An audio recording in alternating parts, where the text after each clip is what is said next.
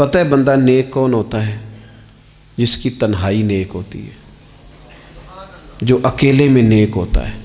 تنہائی جس کی پاک صاف ہوتی ہے، اصل میں وہ بندہ نیک ہوتا ہے۔ ہمارے ہاں نا بالخصوص نوجوان نسل سے کہوں گا، تمہارے پاس سہولت آئی ہے موبائل کی، تمہارے پاس سہولت آئی ہے انٹرنیٹ کی، لیکن دیکھنا اس کی وجہ سے کہیں تمہاری تنہائی ناپاک نہ ہو جائے۔ دیکھنا اس کی وجہ سے کہیں تمہارا وہ اکیلے میں جو تمہارا رب رسول سے رشتہ جڑنا چاہیے تھا، سجدے کا نور ہونا چاہیے تھا، اچھی منصوبہ بندی کرنی چاہیے تھی، وہ میلا کچیلا نہ ہو جائے۔ تنہائی جس بندے کی پاک ہوتی ہے وہ نیک ہوتا ہے۔ محفل میں تو ساری اچھی اچھی باتیں کرتے ہیں، محفل میں تو سارے لوگ ہی نیک ہوتے ہیں۔ یہ صحیح بخاری میں حدیث ہے، نبی اکرم صلی اللہ تعالیٰ علیہ وسلم نے فرمایا، میں اپنی امت کے کچھ ایسے لوگوں کو جانتا ہوں جو قیامت کے دن تہامہ پہاڑ کے برابر نیکیاں لے کے آئیں گے۔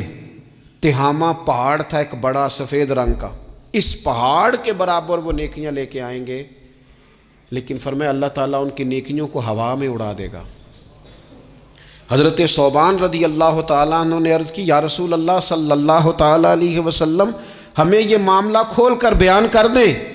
حضور علیہ الصلوۃ والسلام فرمانے لگے، وہ راتوں کو عبادت بھی کرتے ہیں، اللہ کی بارگاہ میں بھی حاضر ہوتے ہیں، لیکن فرمایا ان لوگوں کا مسئلہ یہ ہے، ان کا نقصان یہ ہے، گھاٹا اور خسارہ یہ ہے کہ جب وہ اکیلے ہوتے ہیں تو رب کی حرمتوں کو پامال کرتے ہیں، دین کی حدوں کو توڑتے ہیں، تنہائیوں میں رب کی نافرمانی کرتے ہیں۔ نتیجہ کیا نکلتا ہے کہ وہ جو لوگوں کے بیچ نیکیاں کی ہوتی ہیں، نمازیں پڑھی ہوتی ہیں، عبادتیں کی ہوتی ہیں، صدقات کی ہوتے ہیں، وہ بھی ضائع ہو جاتے ہیں۔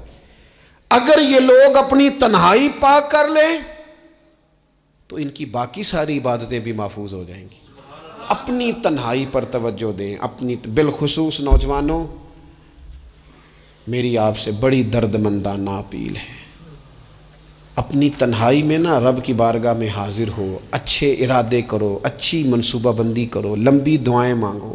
اکیلے جب ہو تو پھر نا وضو کر کے رسول پاک کی بارگاہ میں درود و سلام پڑھو، دلوں کو قوت ملے گی، حافظے مضبوط ہوں گے، تمہارے چہروں پر روشنی آئے گی۔